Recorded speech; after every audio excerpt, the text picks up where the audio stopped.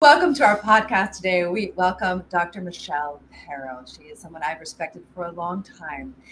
She is active in the GMO space and she has the GMOscience.org organization, I should say, nonprofit. And she's also the co author of the acclaimed book, What is Making Our Children Sick?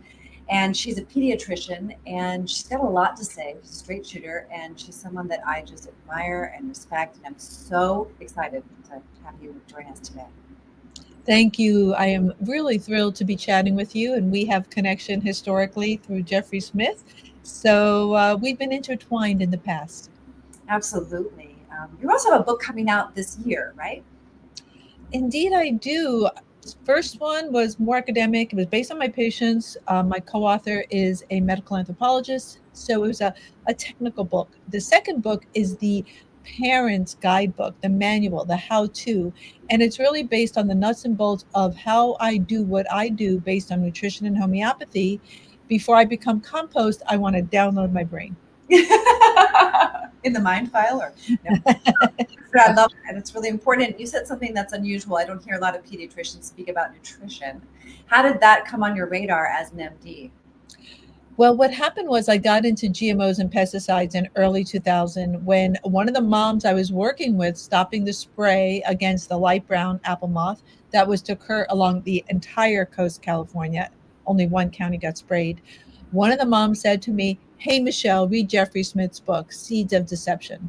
And I was like, "Oh, okay." She goes, "What do you know about GMOs?" And I didn't know anything. And so I read Jeffrey's book, and it literally flipped my world on its heels because at that time I was seeing an uptick in autism and gut disorders in kids. And I was thinking like, oh, whoa, whoa, whoa, what's going on? And I was asking all my colleagues, hey, do you see a problem going on here? And it's like, oh, crickets, we're better at diagnosis. No, we're not. My grandmother can diagnose autism. I'm like, not true. And so based on what I read and then what I began researching and literally retraining myself in naturopathic medicine, I was already a homeopath for about 30 years. I then got into the environmental health space, really focused on GMOs and their associated pesticides.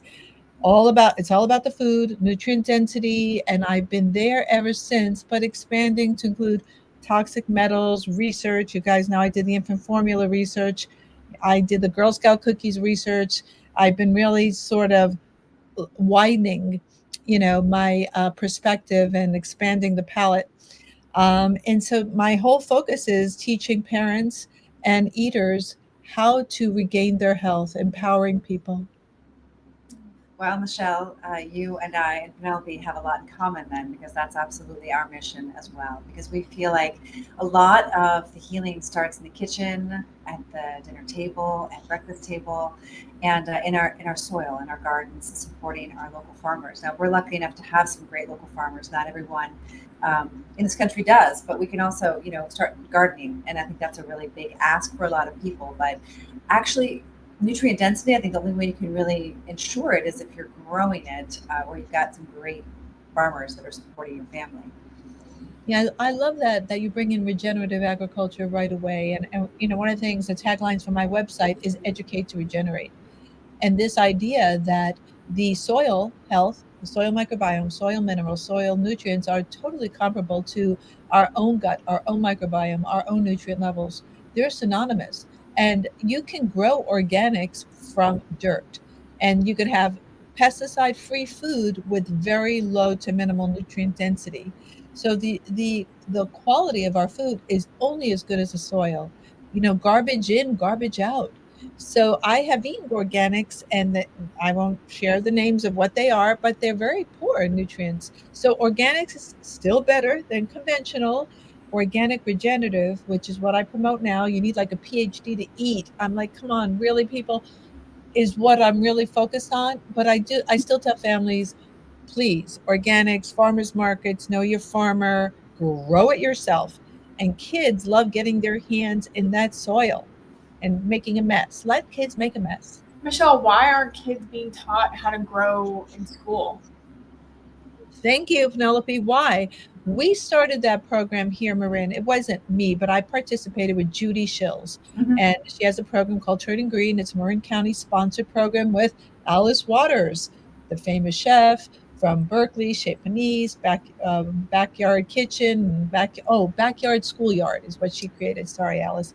Anyway, they were able to get some organic veggie gardens in schools, but the maintenance and keeping it up and getting parents to volunteer to do the work what took some work, and some of the programs folded. But that was the idea, that every school should have an organic garden, and kids should be learning how to plant, harvesting themselves. And studies show that when kids pick their own veggies, they will try them and let those kids eat a little bit of that dirt, well, as long as there's no cat poop or anything in there, but like my garden. But you know, I do wash my veggies off because my cat uses it as her litter box. Oh But no, it's not hard to grow your own. it's It's not. real it's really not. And if you have an apartment and you have a windowsill, you can grow herbs, and some herbs are more nutritious than the actual vegetables, I agree especially with that. addicts. Yeah, I mean, we actually, Penelope knows, I worked to teach people how to grow microgreens, and you can grow those on your kitchen counter and your kitchen windowsill, and those foods are substantially more nutritious than their mature counterparts. Now Penelope has always been a little bit obese. I shouldn't say so. She were a little heavy, a little pudgy, like really just always. Yeah. But I'm just curious what your take is on why 1 in 5 American children are obese. Oh, yes, this has been a topic near and dear to my heart because it has to do with metabolic disruption. And I believe it's not because kids are lazy, and it's not because they aren't moving as much because of screen time. That is a factor. And in many schools, physical education is like an elective or not offered at all. Why would that be? But there are chemicals that can induce obesity. They're called obesogens. They're endocrine disrupting chemicals. Glyphosate, the main ingredient in Roundup, being the number one enemy of the country because it's in everything in super high amounts. And we could talk about why that is. But there are other obesogens as well, such as the parabens and the phthalates. And these chemicals disrupt our insulin and our metabolic pathways that can lead to obesity. Not to mention, I just posted recently about how the same pesticides can disrupt the microbiome, and a disrupted microbiome, when those organisms are out of balance, can also cause obesity. So the microbiome itself, if you have a preponderance of certain microbes, can also lead to obesity. So this idea, if I hear that, well, they're lazy or kids aren't, moving enough, yeah, that may be true, sort of, but that is not the root cause of understanding the obesity epidemic. Now, about 49%, I think, of Americans are now obese. In Korea, it's like 4.7%. Right. Japan is 4.4%. Why is that true? And the quality of their food is so much better. And we have been shuttled into eating these ultra processed foods that are made from genetically modified organisms, which all have pesticides. And the average food doesn't have one, it has at least 6 pesticides, which are negatively synergistic. Our kids are eating this garbage with no nutrients. They're overfed but undernourished. They're craving more nutrients, so they're overeating because they're not getting anything like school lunch. I know that's your pet project. So this is what we have to look at, is the root cause of why ultra processed foods are so bad for our kids' health, not to mention the seed oils and cottonseed oil and all this other stuff. But it's GMOs and pesticides, which were omitted from the Maha Commission report. Bravo, Maha Commission, for talking about food as a culprit for the downfall of and demise of our children's health. But please, let's talk about real root causes, which is the corporate capture of our food supply that was rolled out in 1996. Interesting, it was taken out of the Maha Commission. By the way, yes to all that you said, and moms out there, if you're listening and you're feeling overwhelmed, or this has made you feel hopeless, please don't dismay. Please comment down below so that we can help you find the resources you need and get the education that's required for you, not only to be an example for your family, but for you to get your health back on track. Because Michelle, I know that it's possible to rid your body of glyphosate. It's possible to find a better and safer food source supply for your family. And so there is hope, but you do have to take responsibility. And it is really important that we shine a light on this topic, because if you don't know it, that's the problem. So going out to eat is kind of dangerous, actually. There are very few places on the planet right now where you can get safe food out and about. Michelle, I want to talk about this childhood obesity because I was obese as a child. I was obese at 15, and I was fed these ultra processed foods at school. And now, to the uneducated parent, they're going to their doctor thinking they can just trust everything they say. And now doctors can just say, okay, here's Ozempic for 12-year-olds. What are you thinking and what are you seeing in the children that you see? And this whole Ozempic craze. Penelope, this is the most giant misstep. There have been so many pediatric missteps in the pharmacologic space, but of all the missteps, and there have been many, I'd have to say this may be one of the most crushing uh, thrust upon our children. And the AAP, which is the American Academy of Pediatrics, supported this, but giving these GLP-1, the agonist, trying to create appetite suppression. Kids don't need appetite suppression. They need better quality food. Yeah. So this is a side workaround to not dealing with the real problem is. We're just fixing, a very superficial aspect. These GLP-1 agonists are not benign. They come with a litany of side effects, such as paralysis of the stomach, pancreatitis, gallbladder disease, muscle wasting, nutrient lack, no long-term data. And now AAP, the American Academy of Pediatrics, says, oh, you can give it kids under 8. Kids under 8 are growing. Like, what are you doing? So this was a planned attack on our people's health. We're given the worst food in the world. I think in every country in the world, they eat better. And then we're going to treat the problem stemming from what's been imposed upon us with a toxic pharmaceutical gang busting money making drug. And I tell every parent that is not the solution. So sure, obesity is not benign. It is linked with cardiovascular disease, autoimmunity, all kinds of things. And it takes a long time to undo what's been done. So if your child is like many Americans, the first step is stop eating out, because they are serving. If you think going through a drive-through, even at a finer dining restaurant, they're not doing organic.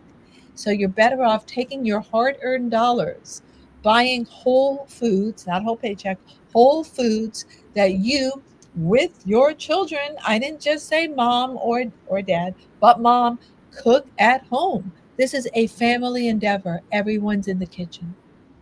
I totally Why agree. did they stop teaching kids how to cook? I Yeah. really need to know this. I think it was really part of this feminism movement that I'm even questioning the feminism movement that was thrust upon us. Moms were corralled into going back to work after World War II. And then who came in the 1960s and told mom, well, moms, you're now working again. Don't worry. KFC, Kentucky Fried Chicken, came in 1963. Mm-hmm. Advertising to women saying, we'll feed your kids. And it was better back then, but I'm not supporting drive-through takeout food. And then McDonald's followed suit. So as part of this cultural shift, and I do believe in my heart of heart, it's a way, an attempt to break up families. Because when mom's at work and dad's at work and no one's in the kitchen and kids are doing takeout, stopping at 7-Eleven on their way home because they're starving, getting Slurpees like my kids did. It's a long story. But anyway, we have to change that. And so kids need to get back, shop, kitchen prep, sewing at school, farming, all these practical sense things our kids are not learning. And it's hard to teach it. Yeah, I didn't learn any of that at school. You taught me how to sew, you taught me how to cook, and you taught me how to garden. My school did not teach me any of those things, which is also why I agree with you, Michelle, that school is not helpful anymore, really. I think for the audience, we were talking earlier, I was telling Michelle that Penelope didn't want to go to college, and I was very much opposed to that, and that that's one of the reasons why we started Step It Up. And I'm really delighted, of course, that we did. But yeah, school, if people have asked me what I would do differently, and I say I would never have sent her to public school. Michelle, what do you think about body positivity? I know that when I was 320 pounds in high school and middle school, I was told that it was okay by doctors that to be obese. They were like, oh, it's fine if we don't weigh you. You don't even need to weigh in. It's fine. You can go eat some bread. Therapists told me I was beautiful at 320 pounds. teachers, friends, and the cafeteria at school lunch gave me more food when I asked for it. So, what do you see and what do you think? So this is an interesting twist. So, back in the day, prior to, telling kids, you're beautiful as you are, which is good messaging. I believe in this messaging, having people and having, especially children, feel positive and building their self-esteem away from the fat shaming that we did back in the day, which was not good either. Creating shame in children is one of the worst things you can do. And I would tell children, there is no child that I ever met who was obese, especially at that weight, Penelope, where you were, that was happy with their body. Right. Because the body can't move. It wasn't designed to move so large. So kids can't do physical activity in the same way. They're embarrassed to take their clothes off at sleepovers or beaches or parks and summertime. Because I remember the obese kids I've cared for in my career always wore baggy sweatshirts, trying to hide their largesse. So I would talk about, honestly, I'd say, this is what the scale shows. Do you want to talk about this in an honest way? How can we approach this? Asking the kid, what is the best way we can do to approach this? Are you happy with the way this is? And can we create a plan for you? Is this something we can do together with your parents, with your siblings? And all together, I don't single out the kid, work as a unit, because chances are the whole family could use to eat in a different way. I don't say better, I say differently. Mm, yeah. And so it's like, can we change what we're eating to support a more nutritious diet for you? I don't even like to use the word diet, but menu for you, so that we can help you regain your health. Would that be okay with you? Can I help you get there? Oh, On social media, there are a lot of dietitians and nutritionists and doctors that are kind of on the same team, as in, like, they all think that it's okay to eat junk food, there's no bad food, and therapists say there's no bad food. And mom always talks about, like, there's two bodies of science, like the one body that's like sugar is more addictive than cocaine, therefore eradicate it, or there's one other body of science that's like sugar in moderation is fine. What are your thoughts on that, and why are there so many nutritionists and dietitians and doctors saying eat whatever you want? It's hard to understand where that came from, because, as I am of the school, is that's not true. There are certain nutrients that are definitely, well, they're not nutrients. Let's just say foods that are not nutritious and shouldn't be eaten. Physicians get about 2 hours of nutrition at school, so they don't know a darn thing about nutrition. Dietitians follow the FDA, USDA food pyramid, which was designed by industry. In the 1960s, Louise Light tried to create a real food pyramid, and she was totally side railed by industry. And that's why we got the pyramid that we're still kind of messing around with, which is worthless. Nutritionists do better, and basically you want a holistic nutritionist. So doctors are not trained in nutrition. And so I've had kids with inflammatory bowel disease. So I've been working on their gut. They go see their gastroenterologist, who were told it doesn't matter what you eat. White bread and white rice are fine. The white food diet. And that would be the exact 180 juxtaposition of what I've just said. So the poor kids out there are getting these mixed messages. So this is what I tell kids. I said, okay, you heard that from your gastroenterologist, and I'm telling you the exact opposite. You shouldn't listen to either one of us. You be your own study. Would you just do 4 weeks of what I say, just 4 weeks, and come back and let me know how you feel? If you don't feel any different, you can go back on your merry life. If you feel different, then we'll talk. And mm, undoubtedly, every kid comes back, and some kids even signed a contract. And I have them keep food diaries and say, okay, what did you think? What did you find? How did you feel? But we create that food plan with them. I wouldn't say, okay, off you go, good luck. We would create a food plan based on the foods they liked, but they would have to be almost zero sugar, unless it was fruit sugar from fructose from apples or oranges, high density, high nutrition profile, high protein. And I'm okay with the fats in our diet. I follow Weston A. Price for most of my kids. Fat is your friend. It's just which fat. It's mhm. not all fat. So Yeah. then we create a diet together. And I give families a lot of the info from Nourishing Traditions and Weston A. Price. Yeah, we love that whole. Yeah, we just interviewed Sally actually, and we're huge Oh, fans. Yeah, yeah. that's been a big part of my background as well. Now, the body of science that Penelope was referring to was, I think the dietitians are following the binge purge research. Like, if you deprive yourself of something, then the tendency of you wanting to binge on it is greater. But they're not taking into account the nutritional psychology research that shows the addictive brain, the neurology that happens when you're, consuming, these ultra processed foods that are rich in bad oils and artificial flavors and preservatives and things like that. But Michelle, would you say that absolutely everybody has glyphosate if we were to measure their glyphosate levels? Yes, I want to take 2 points to that, Helene. Point one, yes, everybody has glyphosate. There are labs where you can measure your levels. They cost about $169. You can get your urine checked for glyphosate and its toxic byproduct, which is called AMPA. You can also get your hair tested for glyphosate as well as other pesticides. And so the other thing to remember regarding the foods, just to wrap that up and put a little bow on it, is that industry puts pollutants, things that make food taste good to get you addicted. So when kids are coming off whatever these foods are that are super addictive, and whether it's sodas or chips or whatever, there is a withdrawal period. And some people can have an intense withdrawal as I'm lowering their carbs or some of these processed carbs, which are extremely addictive. And what we do is I can use homeopathy to help offset the addictions. I've seen in some kids it takes 2 weeks to lose the taste. If they could just hold out 2 weeks, they will eventually lose the taste for that food and then say, What? Why was I eating that? They lose the craving. Well, that's what we find in our program.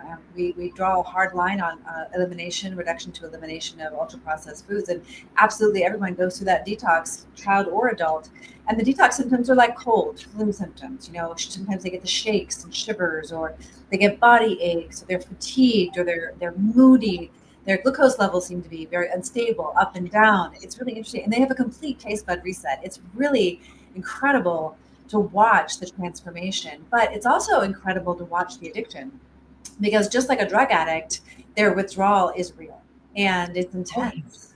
You know, And it's yes. a crime that we have let this happen. And, at home, I didn't give Penelope the junk food. She, got it. And, you did know better, but she chose differently. And, I think that's where the Maha movement hopefully will make some traction, making these foods harder to get, hopefully more expensive. I don't know if they'll go that far. But I was at, around a table at a private event. And, I think there's a bear that they probably don't want to poke when it comes to glyphosate. And I don't really know all the details of that, but I imagine that it's very political. And as you said, corporate interests at play. Bayer is stock. Bayer owns Monsanto now, and they are looking for state immunity, just like the vaccine immunity, the NVIC program, that we should give them immunity to protect them from lawsuits, from harm, from the products that they produce, which is the most insane thing I've ever heard in my life. I've heard they'll say farmers will not be able to grow without glyphosate. That's not true. Now, farmers have to learn to transition from their glyphosate addictions in the field back to different types of cropping, whether they're doing crop rotations or to kind of how they plant, companion planting, not doing that kind of deep till work anymore. No, not what would they call it? No till. So farmers have to relearn this and be supported. We support conventional farmers. We have to support organic regenerative farmers to get them back on track. Big ag is going to go down kicking and fighting, but Monsanto keeps losing in their stock and their value. But they're a multi-billion-dollar company, Bayer. They've been around forever. One of the big farmers out of Germany. We don't. So the six farmers, Yeah, people. yeah. So I think they're a lobbying force. They give money to everyone. I think they own half. They probably own all of the White House. They've given so much money to senators, assembly people. So we're fighting a huge force. That's why I keep telling parents, you have to don't wait for the government to do it. The government is not going to take care of us. We have to take care of our own families. And the quicker you learn how to do it, the better. I said, YouTube is your friend. Podcasts like yours are your friends. Parents, while they're making dinner, can be listening to these podcasts and saying, wow, I can do this. We have to teach them through you organizations how to do it, because our young parents, our millennials, don't know how. It's true. And we have to re-educate what our, maybe not even our parents knew, but our grandparents. We Yeah. have to get that back. So big ag, it's a battle. They're not going to go down easy. It's going to be a huge battle. Michelle, what's one thing that families come to you and you see them lacking the most information wise? The thing of all the things I see families lacking in is understanding how to get enough nutrient density into their children, and they don't know how to balance a meal. So, they think giving a couple of waffles for breakfast, with a glass of juice would be a good breakfast start before school. And there's just no protein in that meal, and God knows what's in that waffle, this processed waffle. So, understanding everything from the macronutrients to the micronutrients. I mean, parents have to go to driver's ed. We should have a similar program before you become a parent, that you need to learn nutrition basics. I have in my new book, Pantry 101, how to stock a pantry. Oh, I You love know, it. how to, I've had parents send me photos of their pantry. I say, send me a picture. I eat all organic. I look in that pantry, in that fridge, and I'm like, oh, whoa, stop, hold it. This is problem right here. Let's look in that fridge. So I think that kind of education. Also, parents need time. So many parents are stressed out for time. So we have to teach time management in the kitchen. So, for example, when my kids were little and I worked full time, on Sundays was my prep day. So I would take all my veggies, all my glass containers, and start chopping. And I would have two main meals cooked on Sunday that I would swap out during the week. And I was fanatical about my kids' lunch boxes. I Yeah. mean, I was that mom, putting the carrots and the grapes in there and the, like a little bento box. I Yeah. was that mom. No, I So was never, but she traded the lunch. Anyway. No, I couldn't trade my lunch because the kids didn't want my snacks. the kids be swapping for Doritos. I know, but my kids went to school like, I'm sending, little avocado rolls and coming home with Dorito bags. I know, but saw the behavior. The kids saw the behavior with mom in the kitchen with the little bento box, cutting the carrot sticks and the hummus. So it's sort of getting parents to understand that there's a cost to convenience. What's one thing you wish moms knew before they became a mom so that they could set their children up for a better life? I've now write about a lot is parental detox, even before people get pregnant. So the planning, this kind of thing is like, oh, honey, we're pregnant. That's all like 1980s. Now it's like, well, honey, let's put it on the calendar that we want to get pregnant in 6 months, and let's do a 6 months detox together, mom and dad, both parents, not just mom, and really clean up the terrain prior to conception. Because you This see is a lot of toxic load in infants. Yes, so you want mom out of that inflammatory state. There's something called maternal immune activation. You want mom to have as low as an immune reactivity as possible. If mom has autoimmune disease, if mom has a funky microbiome, if mom has some chronic vaginal things, you want to clean all that up and get mom's vaginal microbiome very robust. Hopefully, we have a nice vaginal birth and baby acquires that microbiome, which sets up the baby's immune function literally for life.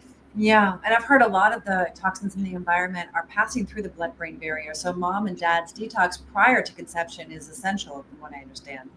100%. Yeah, and then what do you think, or what would you advise our audience is the best way to detoxify glyphosate?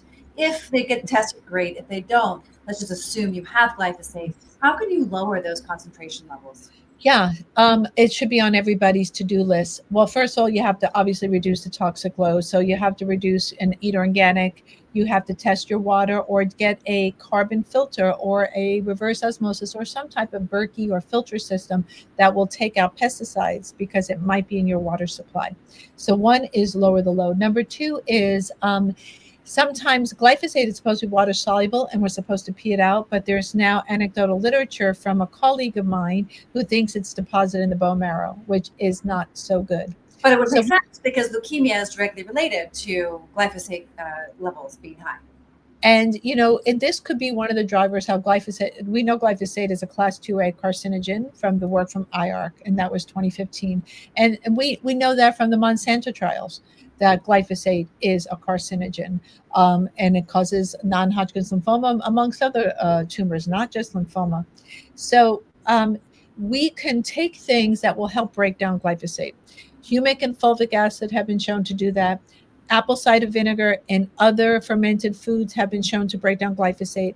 Glyphosate is a synthetic amino acid, and and phosphoenolmethylglycine. It's a glycine analog, and glycine is one of the amino acids that our body, for most of us, can make. Not all of us, most of us can make it. So we can do apple cider vinegar daily in a salad dressing and a little bit of water. Be careful, not too much, because it could take the enamel off your teeth. You just want to drink a little bit. Make sure it's organic. Hopefully, Mrs. Braggs is still okay, but it was bought by Katy Perry and Bill Gates. So I just hoping they're not using peel apples, but that's a little sidebar. Oh my. So you make fulvic.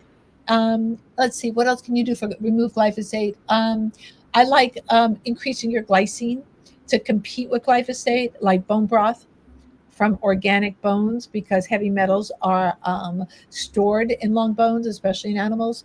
So if there are, Dr. Stephanie Seneff, for one amongst others, feels that glyphosate and glycine swap. So if you can push more glycine in your diet, even collagen will have glycine, types 1 and 3 collagen, you can theoretically push out the glyphosate if it's bound in your body. Lots of alkalinized water, lemon in your water, staying hydrated is super key. And I think you can clear the glyphosate, and you can measure. Now, whether it's still stored in your bones or not, it would be hard to detect. We're not doing bone marrow biopsies, but you'll also feel better. I had a bone marrow biopsy when I was 7, and it was traumatic. And because they thought I had leukemia. Luckily, I didn't, but I had osteomyelitis. And, it's just, I think it probably was from some level of glyphosate, potentially. I don't actually know for sure. Well, I'm really concerned about the amount of young girls on birth control. And so I'm wondering, why are doctors prescribing so much birth control, like super, like fast? Yeah, you got cramps, here's birth control. You Yeah, got, you got acne, here's birth anything. control. They're like, they wanted to give me birth control, and I'm like, I'm not even active. Why would I need that? Green card to let's regulate your hormones. Yeah. Well, there's several reasons why they do that, because it's easier to write a prescription than to go into a whole conversation about abstinence or condoms, which people should be using anyway, especially young people. But there is another reason behind the birth control push, which is not a benign drug either. Birth control pills are not benign. And you notice they only designed them for women. It would have been much easier to design birth control for men, because their reproductive system is much simpler than ours. So they've designed it for women, which is a much more complicated hormonal system. But I digress. So before birth control pills, women were fitted for diaphragms. Diaphragm was a little silicone rubber cup that sat over the cervix. But then it was so much easier for the OBGYNs to write prescriptions than to actually fit you, because you had to be fitted for these diaphragms, depending on, they came in like 5 different sizes. So that it was an ease for the physician as well. A lot of OBGYNs, mostly gynecologists, don't even know how to do it anymore. It's kind of gone by the wayside. It's an excellent birth control method, and they have a very high pregnancy prevention. So in my perfect world, I would teach all young women how to use diaphragms, condoms, of course. And if you were to do the pill, do it for men. But I don't support birth control pills in any shape, form, size, and I don't recommend them. Yeah, I mean, the hormones are a huge issue. I'm noticing a lot of young women who are having major issues. And I blame it also on factory farmed animal products, having, some endocrine disruptors, as well as, of course, the toxic environment, the herbicides, fungicides, and pesticides. We're really living in a toxic soup. And I do believe that's part of the reason why our childhood obesity, diabetes, autism, and all the cancer is so high. We are having a crisis right now with our childhood, chronic illness. And so, what do you think is, or what do you think are the top things that we all need to be doing, institutions as well as moms or families, to reverse and end chronic disease for our children? Yeah, there's no doubt, because I've been writing about this, speaking about this for decades. Why our kids are so sick. So I would say that whether something was a treasured um, item in the pediatrician visit or not, or whether something is sacrosanct, everything must be addressed to look at why kids are so sick. With the recent autism stats out of California, with 1 in 12.5 boys on the autism spectrum, this is a disaster. This is not, it's beyond an epidemic. That, and as if anyone thinks that raising a child on the spectrum is an easy thing, I suggest you go spend a couple of weeks in a home of a family with a kid with autism and see what that's like. And many of the children on the spectrum don't sleep. These are really, it could be disastrous. But so I would say, you have to look at the main groups of toxicants, and there are several. We talked about pesticides, GMOs and pesticides. GMOs in themselves are toxic. And then when you add it with its associated pesticide, it's more toxic. Two are toxic metals. The toxic metals are coming in our food, our air, geoengineering, our water, vaccinations, pharmaceuticals of all kinds. So those toxic metals work synergistically with glyphosate. Aluminum shuttles glyphosate 6 different ways across the blood-brain barrier. And we've known that since 1993. So this is not like new data. Like I'm just so brilliant here, Dr. Spock, giving you all this great information. We've known it forever. Why isn't it being talked about? Electromagnetic frequencies, just because they're common doesn't mean they're benign. We have to hardwire every school, lower the frequencies, and get rid of the darn 5G, especially in kids who are not through puberty yet. Because for those children with thin cortices of their developing brain receive more of the electromagnetic frequencies than older kids who are fully grown, high school students, college students. So electromagnetic frequencies, social media. Social media is harming children and is one of the toxic insults to our children's well-being. And I think behooves every parent to get their kid off TikTok, off Insta. Maybe your high school kid can be on TikTok and Insta, sure. But before ninth grade, every kid needs to be off social media. Parents need to band together in your kid's friend group and say, we in our community, this group of kids that hangs out together, know your children, know their parents, are saying no. Get it off their phones. If they do have a phone, I don't know why a 6th grader needs a phone, but okay, if they have a phone, take the social media off the phone.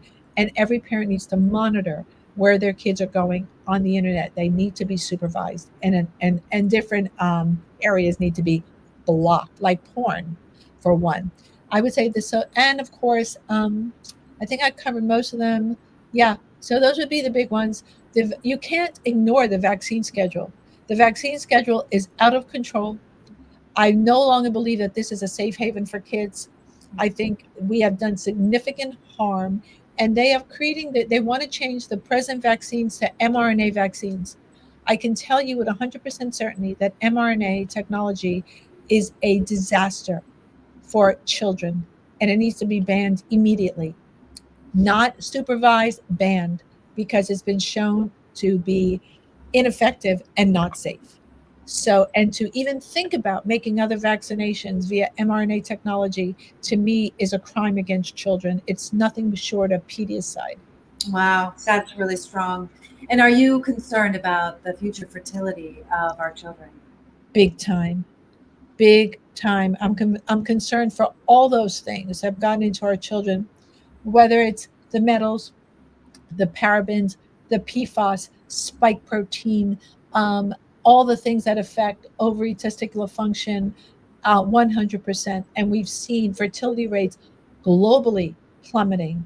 There is data on statistics on this, including the US. There are some parts of the US where there's a fertility clinic on every corner. And so if you think that IVF, in vitro fertilization, is benign, it is not. It is not a benign. Moms have to take all kinds of drugs to get pregnant. Number one, the babies born via IVF have a high percentage of prematurity, and premature babies have a high percentage of other issues such as seizures. So this is not a benign process, not to mention that a lot of it is not even covered by insurance, and parents are paying out of pocket $50,000 to try and conceive. So this to me is another travesty regarding fertility. So if we want to regain our fertility, we have to clear the toxic load from young people. What I'm hearing over and over again in each scenario that you're describing are interruptions in a natural cycle. What I've noticed over the last 34 years, where I have been on the front lines interfacing, like you, not as a medical doctor, but helping with lifestyle change to reestablish and rehabilitate the body's natural mechanisms to heal itself from the inside out. And we reestablish that through honoring nature's cycles. That with now we have to really remove things, interrupt the interruptions to get back to nature. But that's really what I've found, and I feel like that's what you're saying as well. Really get back to the purest food supply chain, get back to less interference from electromagnetic radiation, artificial light, which I think is involved in that equation I wanted too. to ask you, Michelle, what do you think about the blue light and the circadian rhythms and sunlight, and how is that playing a role in the kids you're seeing in their development? Yes. So of course I'm all with you. Nature, get back in nature. And it doesn't have to be, a camping trip. It could just be a trip to the beach, a trip to the forest, a walk in the park. Having kids walk barefoot, in the sand and grounding. And Yeah. so not losing connection to the natural world is key. And while they're doing it, getting sunlight. So this prevention of sunlight in children, slathering them on with sunblock, and prevents the conversion of vitamin D to its active form. But additionally, you make nitric oxide. Well, it's released through sunlight. So that's another thing, as well as cholesterol sulfate. So the sunlight has so many beneficial things that our children need. Also, get the sunglasses off, and they need sunlight in their eyes. If children take extra vitamin C, they won't burn. So kids will burn less if their oxidative stress is reduced by offsetting with vitamin C. Vitamin C is cheap, it can be super tasty, and it's really hard to OD on vitamin C. You can't take enough vitamin C. I know. Michelle, you're busting every myth that we've been told by the media, we've been told by social media, we've been told by our friends. People in our family even think that sunscreen, oh my gosh, scared of the sun, wearing, coverings. And I'm like, the sun is your best friend. That we've been made to fear sunlight, we've been made to fear fat, we've been made to fear so many things, going out in nature, letting our kids ride in the park by themselves. Fear has been one of the governmental tools to keep us kind of in check.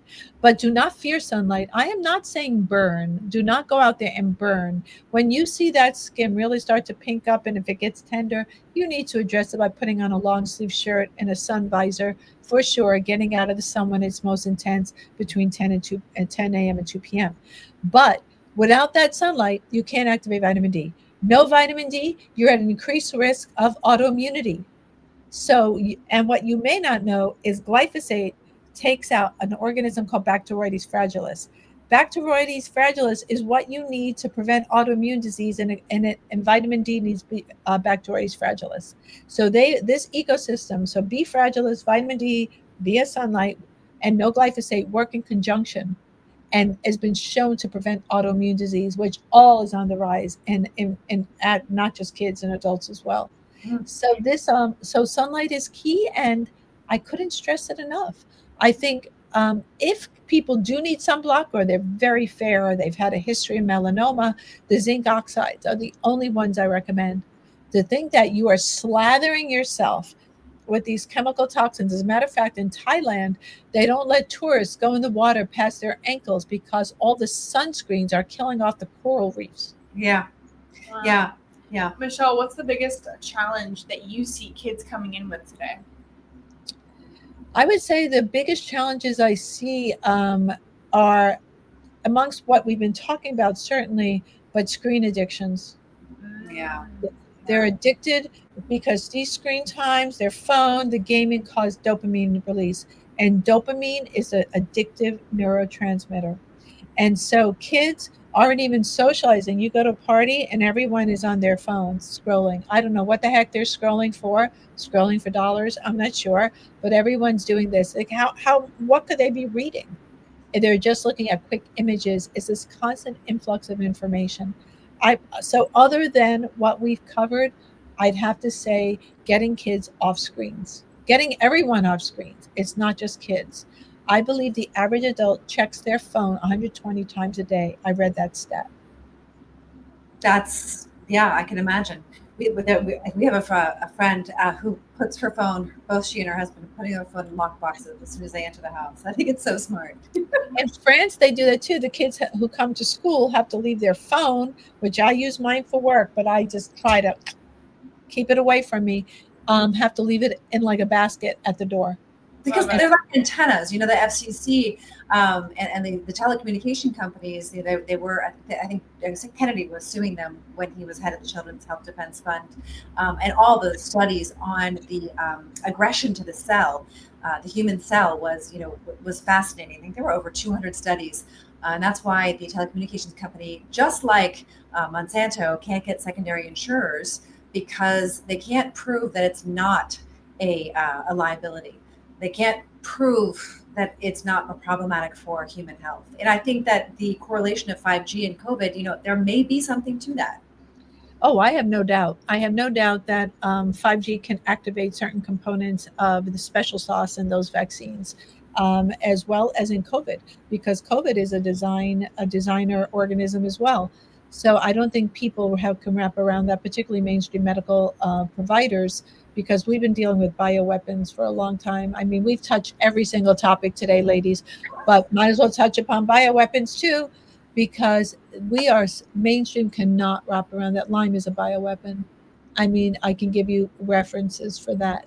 It's known, but known by us. Everyone in my world knows it, but no one in mainstream, you know, because I've kind of stepped out of mainstream. You could see how some of my views might not be so popular with some of my mainstream colleagues. But so this idea of managing these bioweapons has been around for a long time. Why is that important? Is because they can become activated by these 5G.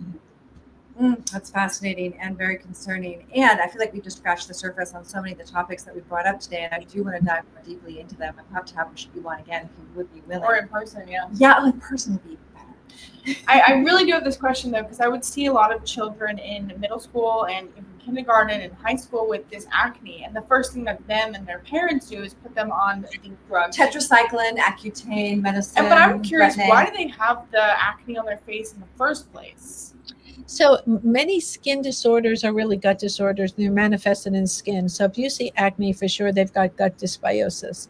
And then we give them tetracycline or doxy, whatever. We give them an antibiotic, which gives them further dysbiosis. And the dermatologist, well-meaning as they may be, to try and help the person through the acne. Some of it can be really bad and scarring. They have them on these drugs for 6 months, which is just beyond one dose of amoxicillin, which is an antibiotic, can change your microbiome for up to 6 months. One dose. So, and then this literally wipes out the person's microbiome, which sets them up for a host of other issues.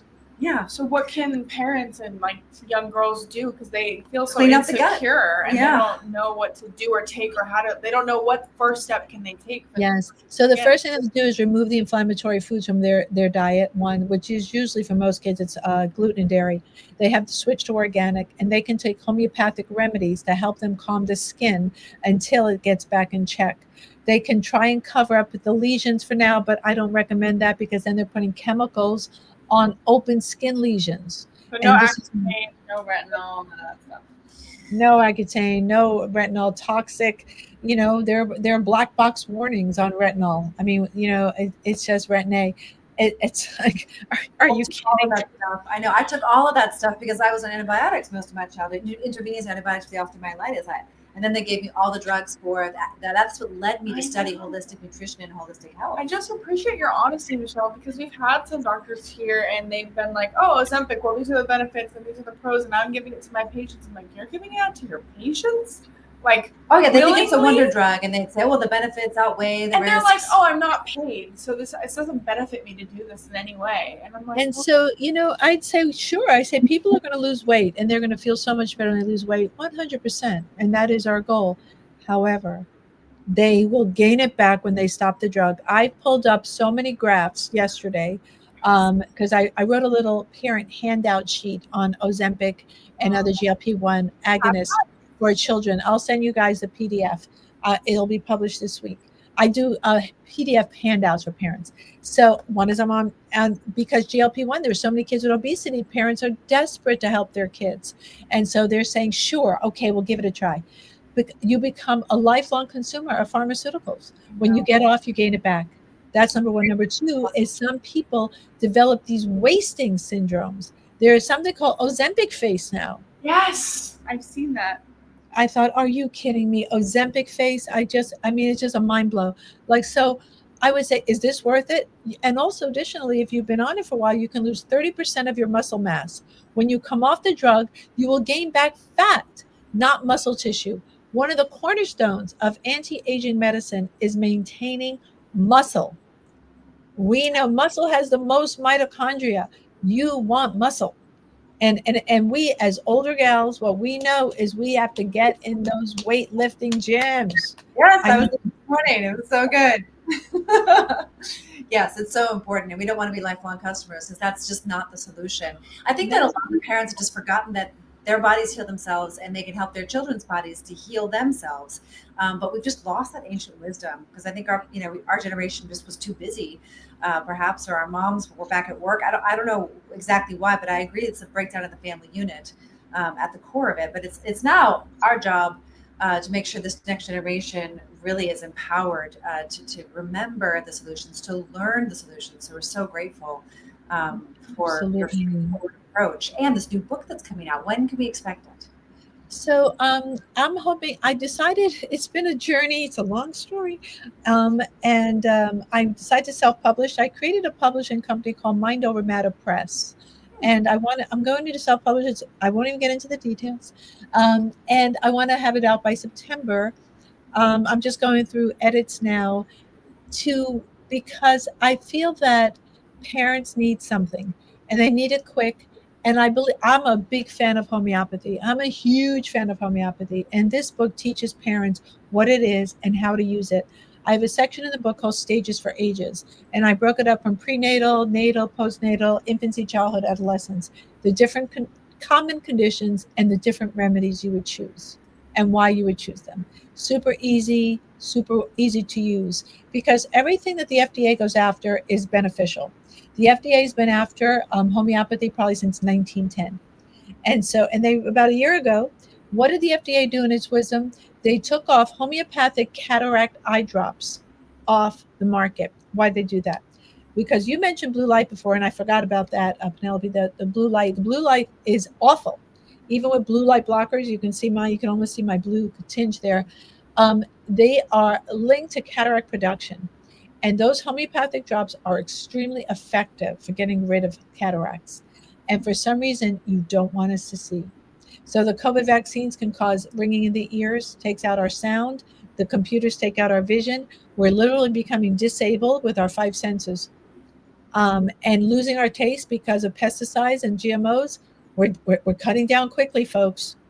So I would say that this is an attack on our autonomy. So that is why I am teaching parents, and you could even make homeopathics at home, but we can still buy them online. Whole Foods doesn't carry single remedies anymore. That was always interesting to me why that happened, but you can still find homeopathy at health food stores, and Amazon carries them. Mm-hmm. Yeah, and our friend Dana also homeopathy.com or homeopathic.com.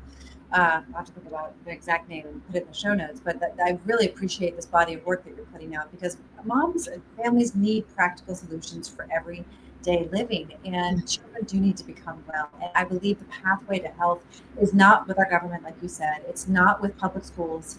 It's in the kitchen. It's in the family. It's in the bedroom, sleeping well, which we haven't really touched on. But sleep is a huge part of restoring our health and vitality and detoxifying. Even children need to detoxify. Like you said, it should be on everyone's to-do list. And I really encourage people who are watching this today to listen to this again because we have covered a lot of topics. Oh, we sure have. We are blessed with something called the God gene. We have the innate wisdom within ourselves, including our intestinal, perhaps I think it's my first brain. And I tell people, trust your own gut instincts. And if you don't have good gut instincts, redevelop them by cleaning up your gut. Because there is a gut-brain microbiome axis. And these three organs, not to mention all your organs, are chatting up all the time via your microbes. So this conversation is happening, and sometimes I'll get a gut feeling before I get an intellectual feeling. As a matter of fact, when I used to feel my patients before I thought about them. And that was how I work, because I would be feeling them. I could feel what was happening. And then I can interpret that into an intellectual space. Because as we started off right before the show, medicine is an art first, science second. And there's an art to the practice of caring for people. So I think we want to resurrect every family, their intuitive capacity. Everybody can heal itself. In teaching parents how to do it, parents can. They have to learn to trust themselves. They have to work together. They have to create a community around them that shares their belief systems. Reach out. If you don't know where to go, reach out to podcasts like yours and Weston Price and others. How to join a chapter, a Weston A. Price chapter in your community, and you will meet like-minded parents who share a lot of these ideals. It doesn't have to be a hand in glove. You don't have to have the exact ideology as your neighbors or your friends, but at least these common beliefs that we shared today, so you can eat together. When I worked with gals over the years on our different movements, I knew when we got together, the food was amazing. We always brought the best food. We all can cook. We all made organic food. So it's like we had a feast. So not only did we work hard together in our various groups like Moms or whatever, or my group or Moms Across America, we ate well. I love it. Amazing. You are amazing. I'm so grateful to know and have a doctor like you in this world of craziness. Yes. I appreciate what you gals bring to the table, literally. And I will do what I can to support all your listeners, all our communities, that we are in it together, create our network. That's how women work. By the way, this is for men too, but we gals are really good at networking, and just keep building our web and supporting our families. Yes, and don't forget to comment, like, share, and subscribe if you haven't already.